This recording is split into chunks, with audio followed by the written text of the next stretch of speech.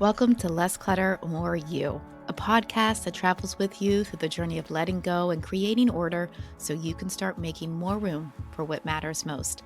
Together, we'll go beyond the basket to start unlocking your next level of embracing your physical and mental space through mindset shifts and action steps. I'm your host, Maggie Britton, professional organizer, clutter coach, wife, and mom of four, and I am so glad you are here. Happy belated New Year and welcome back to Less Clutter, More You. If this is the first time you're tuning in, then I am so excited that you are here.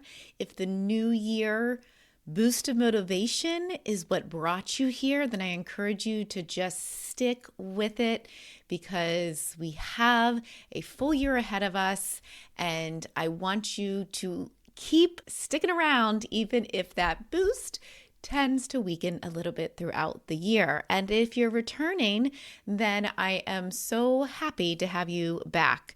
The last episode that I did was a while ago, but what I noticed was the number of people tuning in was increasing.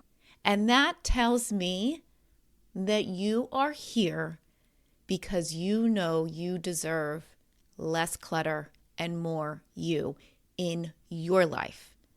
So if you did just find me randomly or through an interview or through Instagram, whatever it might be, thank you for being here.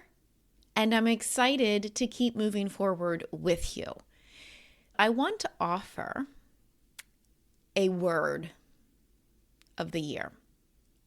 I think that it's a good practice because it helps you not only reflect on what was last year's word, but something that's a little bit different. Because if we're doing things the same way, we're not going to see the change. If nothing changes, you're not going to change. Your space isn't going to change. Your habits are not going to change.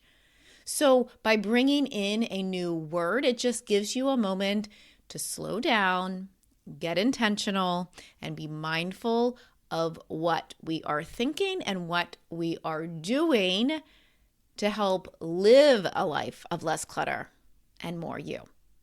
Before I get to the word, I want to give you a little background. So I'm Maggie. If we are just meeting, hello. I own a professional organizing company in New Jersey. And when someone comes to my website and they inquire about services, they automatically get a form to fill out, a getting to know you questionnaire. And I put this into place because a lot of times when we are thinking of something and we get that boost of motivation, we want to take that action, right? It could be late at night and I might not be able to get back to them. So by asking these questions before I even get on the phone or into a consultation with a potential client, it really helps me to understand where they're coming from, how they're feeling about their space, and how we can help them. So one question in that getting to know you questionnaire is describe what you're feeling about your space in a few words. And I'm going to read you a few of those words, a few of those submissions that clients have written. And then I'm going to share with you the last answer to this question that I received yesterday that inspired me to record this episode today. So again, the question is, describe your space in a few words. And before I actually get started in reading you these answers from others, stop and think, if you were to be answering this question and I was on the other side, how would you describe your space? How would you describe the feelings that come up when you are in that space, when you are thinking about that space? And it might change depending on the space within your home, within your workspace, within your outside space. Each room may be completely different. Your whole house may feel like chaos, but there are others that maybe it's just one room that has become a dumping ground, let's say. So stop and think for a second, how would you answer that question? And now, here are some words of what others have used to describe their space. Unfinished, stagnant, total disaster, random, stressful, embarrassing, frozen, out of order, no systems, just hide it there. Little space to walk, a lot of anxiety, restless, overwhelmed, needs an overhaul, minimal success, and a complete mess. So those are a few words that people have used to describe their spaces, and I'm guessing those are very similar, if not the exact same words you have used if you are here listening to this podcast. And a lot of those words were used by multiple clients. So then the word that I want to share with you and offer it as a word of the year that perhaps you may be able to use, or just to start to think about your space. The answer was huge potential. I read that and I got so fired up in the best way possible. And here is why. Most of the time, when someone has found me, they are ready for change. But some things have to change before they are able to actually make the change in their physical space, and that is the mental clutter. So if you go in looking at your space, instead of it as chaos or a total disaster, what if you looked at it as huge potential? Because that is what we see. And we first come to your home, almost every client apologizes. They say, I'm so sorry. I'm really embarrassed of how this looks.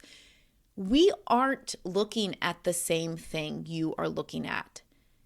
I know that when you look at your clutter, it can feel it is a failure on your part.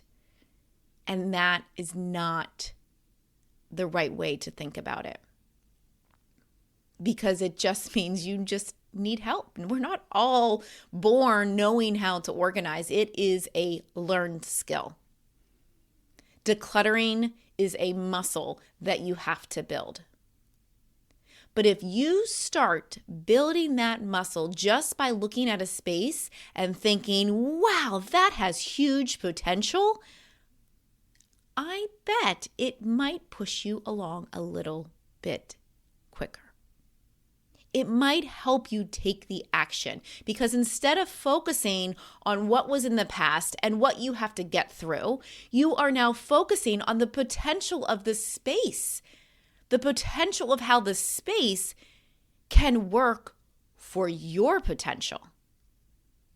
And that is all we see when we come into your space. And that is why we love our jobs. We love our jobs because we see the space and we see the potential. So if you can borrow this word, potential, and apply it to any space in your house, how could that change things? Because I know there are a lot of rooms that have potential to serve a completely different purpose than they are now. Or there are a lot of rooms that have huge potential to serve the same purpose, but can serve your mental space. So take that as a gift, because I know you are capable of achieving the potential that you can see. And what's interesting is that when I read these words, huge potential, from this potential client, I had just listened to a podcast episode of Nicole Lano on human design, and I won't dive into human design at this time, but her episode was about potential and possible. And that potential is something that you're reaching for, but possible is right there in front of you. So go walk around your house and go seek out this huge potential that I know is right in front of you. And more importantly, what I want you to know is that that potential is possible. It is possible to achieve that potential. It's possible right now. It's possible to get started right now. And if you feel like you can't do that on your own and you're stuck, and that feeling that you've described earlier is overwhelm, then reach out for help. We can help you in person if you're local, or hop into one of our decluttering sessions in our online community. Because right in that community, and when we're working in sessions in person, we're focused on that potential and that possibility. It's no judgment zones, just progress, just potential, just possible. So thank you for being here, and I will chat with you soon.